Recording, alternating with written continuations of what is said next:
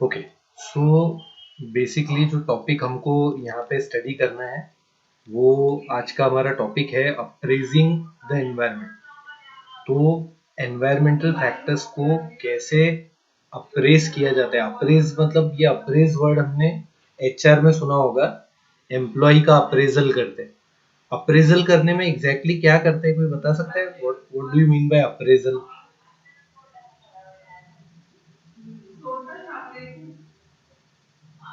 Appraisal जब भी करते हैं तो मतलब एग्जैक्टली क्या करते हैं?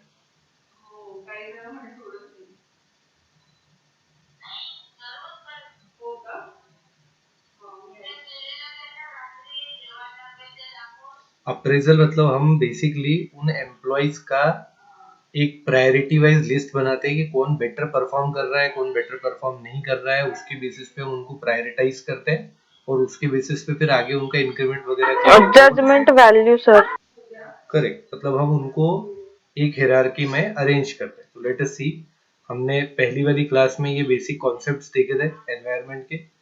ऑर्गेनाइजेशन का एनवायरनमेंट क्या होता है, characteristics, VUCA word, internal external environment और जनरल एनवायरनमेंट, रिलेवेंट एनवायरनमेंट।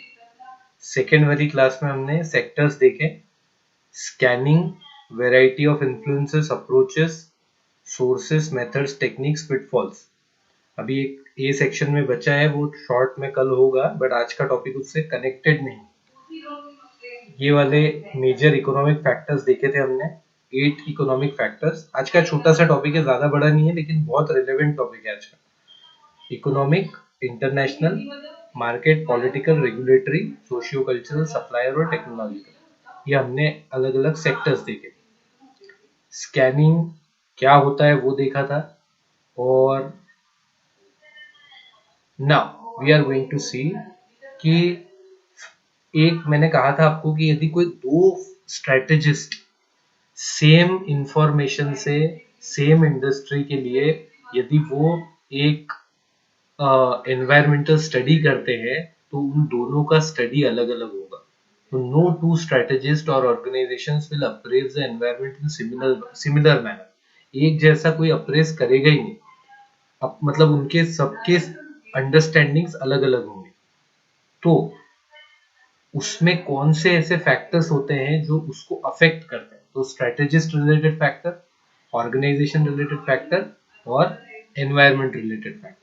तीन तरीके के फैक्टर्स उनके अप्रेजल के तरीके को अफेक्ट करते हैं। सबसे पहला strategist related factor. Strategist related factor देखो क्या होता है। जो भी स्ट्रेटेजिस्ट है उसकी एज क्या है, उसका एजुकेशन क्या है, उसका एक्सपीरियंस क्या है, उसका मोटिवेशन लेवल क्या है, उसका स्टाइल ऑफ कॉग्निशन यानी कि कौन सी चीजों को प्रायोरिटी देता है, कौन सी को नहीं देता है, उसका रिमेम्बरिंग कितना है, ability to withstand time pressure, pressure को हैंडल करने की, रिस्पॉन्सिबिलिटी को सस्टेन करने की कितनी उसमें एबिलिटी है। इन चीजों पे डिपेंड करता है कि वो उसका एनवायरमेंटल अप्रेजल कैसा करेगा। देन इंटरपर्सनल रिलेशनशिप बिटवीन, मतलब यदि एक से ज्यादा, ये जो पहले वाले रीजंस थे ये तो इंडिविजुअल स्ट्रेटेजिस्ट के रीजन हो गए। ये जो दूसरे रीजन है, यदि कोई दो तीन स्ट्रेटेजिस्ट एक ही कंपनी के लिए काम कर रहे हैं ग्रुप में, तो फिर उनके आपस में रिलेशनशिप कैसे हैं, उनमें टीम स्पिरिट है कि नहीं, पावर इक्वेशंस कैसी है। एक अभी बीच में वेब सीरीज आई थी महारानी का सेकंड पार्ट। उसमें उन्होंने काफी क्लियरली ये चीज बताई थी कि जो तीन लोग मिलके अल्टीमेटली सीबीआई का काम करते हैं, उसमें जो दो लोग होते हैं वो क्योंकि उसके सीनियर होते हैं तो वो अपने तरीके से काम करते हैं, और जो छोटा वाला अल्टीमेट जूनियर रहता है वो अपने तरीके से काम करता है। तो वो अल्टीमेटली टीम स्पिरिट को कहीं ना कहीं अफेक्ट करता है और एंड में अफेक्ट करता है पूरा का पूरा। ठीक है, तो ये चीज। देन इंफॉर्मेशन कॉन्शियसनेस, मतलब इंफॉर्मेशन को लेके वो कितने कॉन्शियस है और उसको कितना अफेक्ट करता है इंफॉर्मेशन का होना या नहीं होना। कई सारे लोग इंफॉर्मेशन नहीं होती तो प्रेशर में आ जाते हैं। ये चीज कई बार हमारे साथ इंटरव्यू में होती है। इंटरव्यू में हमको क्या लगता है कि यार मेरे को क्वेश्चन का आंसर नहीं आया तो मैं परेशान होने लगता हूँ, जबकि कायदे से वहां पे परेशान होने की कोई जरूरत ही नहीं। क्योंकि कोई भी क्वेश्चन ऐसे हो सकते हैं जो आपको ना आए, उसमें परेशान क्या होना है। आ गया तो ठीक, नहीं आया तो ठीक। वो 10 क्वेश्चन के बेसिस पे मैनेजमेंट तो कर नहीं लोगे, वो 10 क्वेश्चन नहीं आएंगे तो मैनेजमेंट नहीं कर पाओगे, ऐसा भी नहीं है। तो you should not be over conscious about the information. तो दैट ऑल्सो अफेक्ट कि आपका नेचर कैसा है। देन ये तो हो गए strategist related factors. Then there are organisation related factors. What are the organisation, किस तरीके का बिजनेस है। अब यहाँ पे एज है, मतलब कंपनी की एज कितनी है, कितने साल हो चुके हैं कंपनी को शुरू हुए, साइज क्या है, complexity, nature of its market, product, services, ये सब चीजों पे भी डिपेंड करता है कि किस तरीके का स्टडी किया जाए। इंफॉर्मेशन क्लाइमेट, इंफॉर्मेशन क्लाइमेट यानी कि उस कंपनी को किस तरीके की इंफॉर्मेशन अवेलेबल है, कौन सी प्रोसेसेस की इंफॉर्मेशन अवेलेबल है, प्रोसेस कौन सी वो खुद फॉलो करते हैं, टेक्नोलॉजी कौन सी है, and people used in information acquisition, मतलब कौन से लोग उन्होंने यूज किए। इन चीजों का असर पड़ता है environmental appraisal, environment related factors.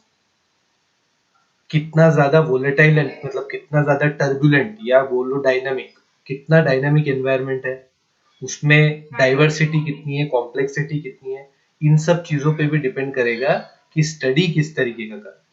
अब देखो यहाँ पे दो इंपॉर्टेंट फैक्टर्स हैं। पहला, information processing perspective.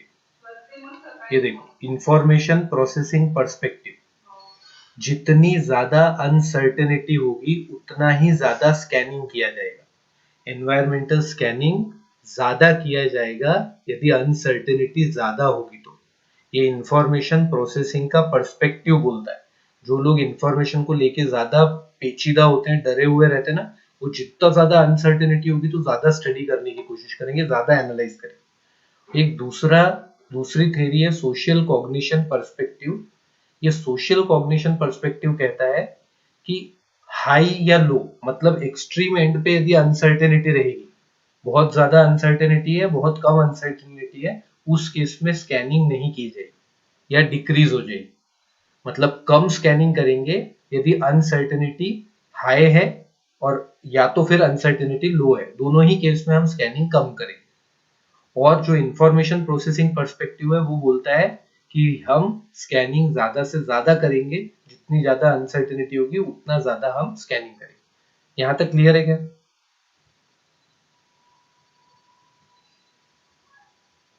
Yes sir. हमने अभी तक कुछ नहीं देखा, हमने एक सिंपल सी चीज देखी कि हमको स्कैनिंग करनी है और स्कैनिंग करने के लिए कौन से फैक्टर हमको अफेक्ट करेंगे। तो स्ट्रेटेजिस्ट की एज क्या है, स्ट्रेटेजिस्ट कितना एक्सपीरियंस है, उसका एजुकेशन कैसा है, उस पर डिपेंड करेगा कि वो कैसा स्टडी करेगा। फिर ऑर्गेनाइजेशन रिलेटेड भी फैक्टर्स हो सकते हैं, एनवायरमेंट रिलेटेड। तो हमने इतनी सी चीज अभी स्टडी करी कि ये क्या क्या है। देन अब एक इंपॉर्टेंट टॉपिक आता है कि मैं एनवायरमेंटल फैक्टर्स को आइडेंटिफाई कैसे आइडेंटिफाई करूंगा एनवायरमेंटल फैक्टर्स को, कि कौन से फैक्टर्स मुझे अफेक्ट कर रहे हैं या नहीं कर रहे। Information alone can not help you, need technique to handle it. आपके पास सिर्फ इंफॉर्मेशन होना काफी नहीं होता, आपके पास एक टेक्निक होनी जरूरी होती है जिससे आप उस इंफॉर्मेशन को हैंडल कर सकते। कई सारे लोग हैं, अभी मैं आपको बताता हूँ। क्या आप में से कोई बता पाएगा कि टाइम मैनेजमेंट करने का तरीका क्या होता है? कोई भी एक या दो तरीका बता। आप बता सकते हो कि टाइम मैनेज करने का तरीका क्या है? Divided by work. Gautam, right? Yes, sir. So you know the time management की techniques के 2-3 points you already know. So are you able to implement those strategies or those points? मतलब अपने पास जितनी इंफॉर्मेशन होती है उतना का उतना हम एग्जीक्यूट करते हैं क्या कभी? No, no sir. सर। तो इंफॉर्मेशन का होना ही सब कुछ नहीं होता। कई सारे लोगों को छोटा सा वो बोलते ना, वो शिवाजी महाराज कहीं पे अटके हुए थे तो उन्होंने मकड़ी को देखा जाला बनाते हुए, बार बार मकड़ी ने जाला बनाया, तो फिर गनीमी काबा का निर्माण हो गया। और उनको लगा था कि वो भी इस तरीके से तो थोड़ा सा घेर के अटैक कर सकते हैं, और गुरिल्ला वारफेयर उन्होंने कहीं से सीखा। छोटी सी चीज से, एक चींटी को गिरते हुए देख के सीख जाते हैं कि यार चींटी बार बार गिर के वापस चढ़ रही है तो मैं भी चढ़ सकता हूँ। मतलब इंफॉर्मेशन से ही सब कुछ नहीं होता, उसको हैंडल करने की टेक्निक भी इंपॉर्टेंट होती है। तो बोल्टन मैट्रिक्स, इसके लिए we are going to study. Now this is the Bolton matrix. Bolton matrix क्या कहता है कि जो भी फैक्टर है जो भी फैक्टर है, हम क्या पढ़ रहे हैं अभी, एनवायरमेंटल फैक्टर को आइडेंटिफाई कर रहे हैं कि कौन से फैक्टर हमारे लिए कितने ज्यादा अफेक्ट कर सकते हैं। तो ये बोल्टन भाई ने क्या कहा, इसने कहा कि 9x9 के 3x3 के 9 सेल बना लो और ये 9 सेल्स में यू हैव टू डिसाइड, ये यहां से इसने कर दिया, ये 1 2 3 ऐसा करता करता 9 तक जाएगा। तो 9 सेल्स है। इसमें इसने कहा कि कुछ भी चीज, जैसे मान लो इंडिया का चाइना के साथ वॉर होने वाला है, अब इंडिया का चाइना के साथ वॉर होगा, इस चीज का आपके बिजनेस पे क्या इम्पैक्ट होगा।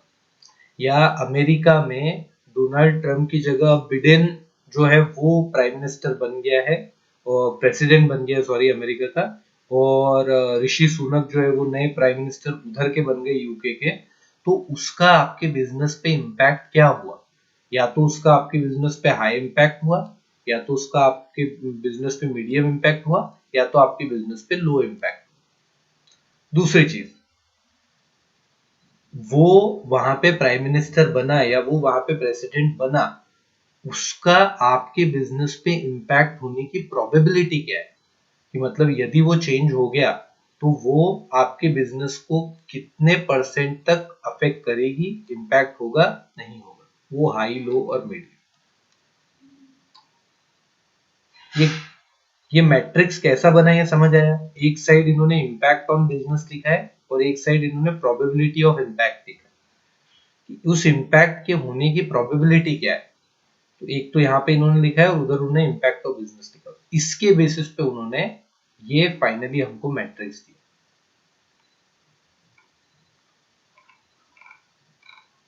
कहाँ गया, ओ कोई होता, गड़बड़ हो गई।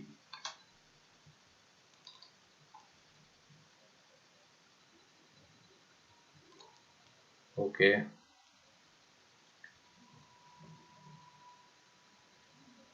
बोल्टन मैट्रिक्स से हम क्या पता करने की कोशिश कर रहे हैं, ऊपर लिखा है देखो स्क्रीन पे,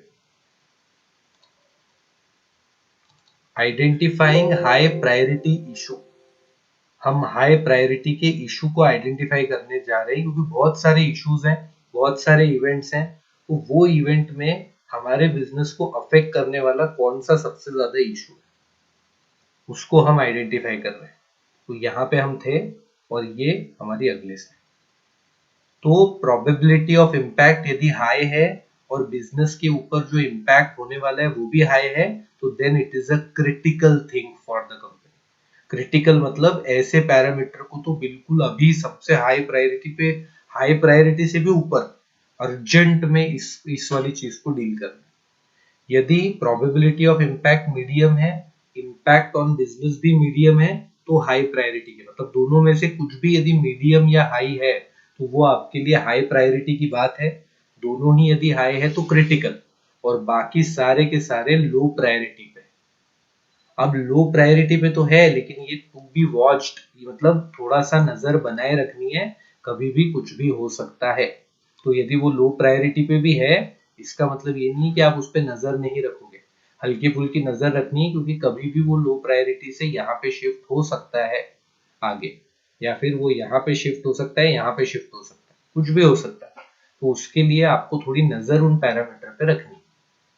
ये पॉइंट क्लियर हुआ। तो ये जो बोल्टन मैट्रिक्स है, इससे आप ये पता करते हो कि मान लो आपने स्टडी किया, आपको पता चला there are 12 issues overall, Bharat में 12 ऐसी चीज भारत या देश विदेश में हो रही है जो आपके बिजनेस पे इम्पैक्ट डाल सकती है।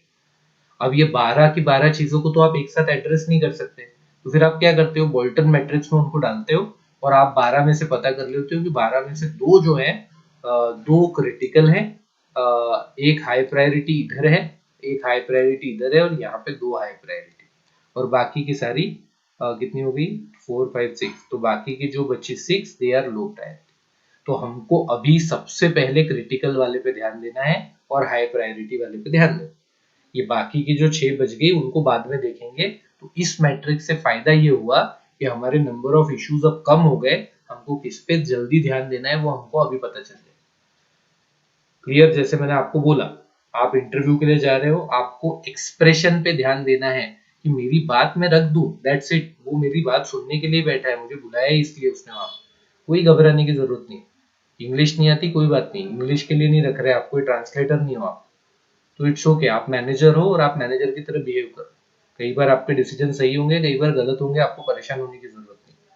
तो this is how you study this Bolton matrix. कि कोई भी इवेंट होता है तो पहली बात तो वो इवेंट के होने की प्रोबेबिलिटी क्या है वो देखो, और उसके बाद देखो कि उसका आपके बिजनेस पे इम्पैक्ट क्या है। यदि कोई ऐसी चीज है जिसका आपके बिजनेस पे कोई इम्पैक्ट भी नहीं है और प्रोबेबिलिटी भी लो है, तो फिर अभी उसकी तरफ ध्यान नहीं भी दोगे तो चल जाएगा।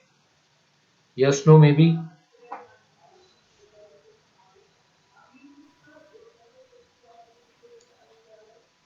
क्लियर है भैया, आगे चलें। Yes, sir. एग्जाम में कभी बोल्टन मैट्रिक्स बनाने के लिए आता है तो आप इस तरीके से बोल्टन मैट्रिक्स बना दो। उससे आपको पता लग जाएगा कि 9 सेल्स आपने बनाए हैं। Impact on business, probability of impact, ये लिख दो। और उसके बाद यदि कोई स्पेसिफिक में आपसे पूछा जाए तो फिर आप वो मेंशन कर सकते हैं। ठीक है, वो फिर हैंग हो गया।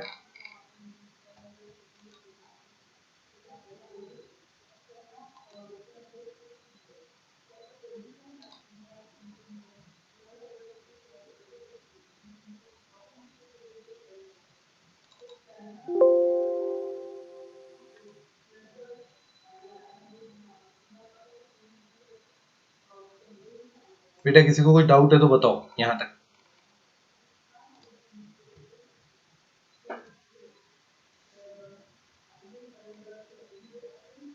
ये बोल्टन मैट्रिक्स है। इसमें 3 कॉलम हाई प्रायोरिटी के हैं, 3 सेल्स, एक क्रिटिकल है, बाकी के लो प्रायोरिटी है, और उन पे भी वॉच अपन बना के रख।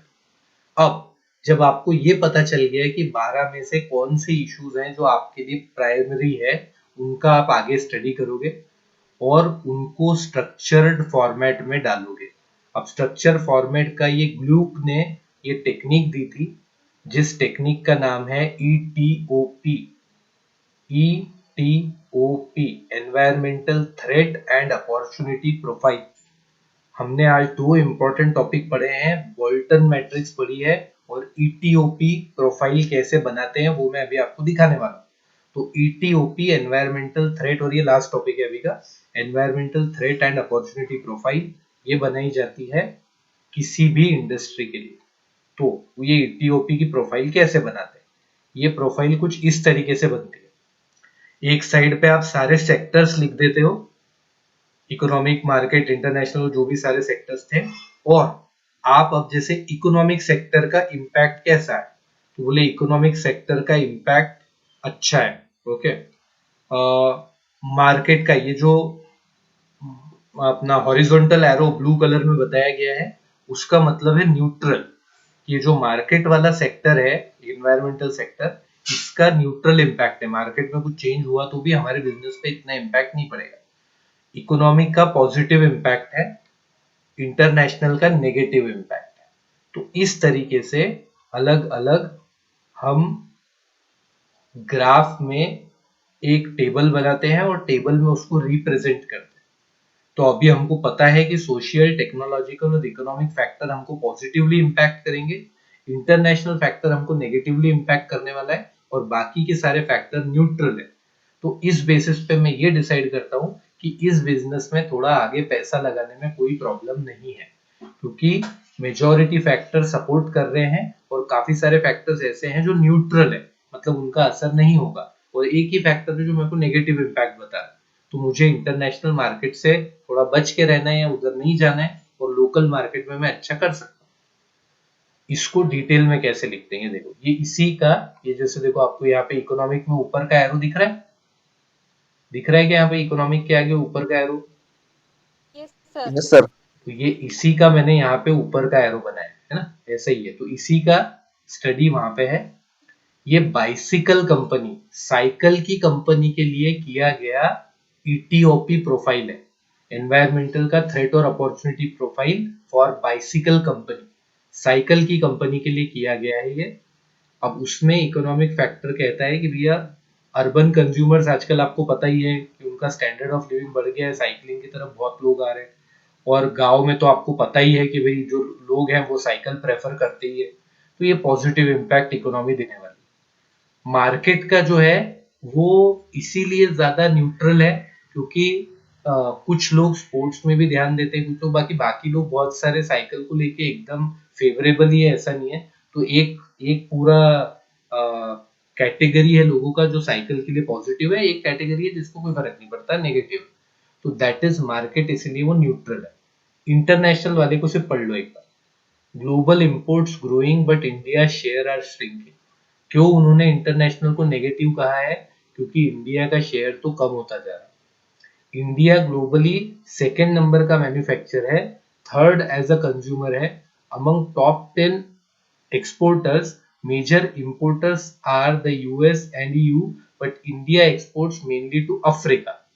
Threat of cheap Chinese imports, influx of international players like Trek, Kona, Schwinn, Giant, Fomas, मतलब इसका कहने का मतलब है कि ये फॉरेन प्लेयर्स इंडिया में आके माल बेचने लगेंगे और इंडिया का जो सबसे ज्यादा एक्सपोर्ट हो रहा है वो अफ्रीकन कंट्रीज में हो रहा है। और आपको पता है कि अफ्रीकन कंट्रीज की इकोनॉमिक हालत हमारे से खराब है, तो हम अपने से लो वाले को तो माल बेच रहे हैं, हाई वाले को नहीं बेच पा रहे। और हाई वालों की जो कंपनीज है उनका इंडिया में घुसने का चांस है, इसीलिए उसको इंटरनेशनल मार्केट में नेगेटिव इम्पैक्ट यहाँ पे इस बाइसिकल कंपनी ने दिया है। क्लियर हुआ? ऐसा ही इन्होंने बाकी के सिस्टम के लिए भी बना दिया कि भाई पॉलिटिकल है तो bicycle principal mode of transport for low and lower middle income industry too small for any major political attention. ये इतनी छोटी इंडस्ट्री है कि इसको पॉलिटिकल अटेंशन की जरूरत ही नहीं है। कोई भी आके साइकिल को लेके पॉलिसी तो नहीं बनाएगा, इतना कोई बड़ा चीज को अफेक्ट नहीं हो रहा है। इस तरीके से वन बाय वन सारे के सारे एरोस को, ये देखो, अनफेवरेबल इम्पैक्ट को डाउन एरो से बताया, फेवरेबल इम्पैक्ट को अप एरो से बताया। ऐसे आप हर एक, मतलब अपन ने जो भी एनवायरनमेंट के बारे में पढ़ा, एंड में वो सिर्फ एक ऐसा कागज बन जाता है, ये वाला। सब कुछ करने के बाद एंड में ये कागज बनता है और इस कागज की थ्योरी ऐसे लिख के आपको एक सिंगल पेज की रिपोर्ट भी आप सबमिट कर सकते हो, 10 पेज की भी कर सकते हो, सिंगल पेज की भी। तो आपका स्टडी आपको वहां पे लिख के प्रेजेंट करना होता है। इसको वो जो सीईओ और बोर्ड ऑफ डायरेक्टर्स हैं वो अपनी मीटिंग में पढ़ते हैं, और मीटिंग में पढ़ने के बाद इसके बेसिस पे वो डिसाइड करते हैं कि आगे उनका प्लान ऑफ एक्शन क्या होने वाला। क्लियर हुआ?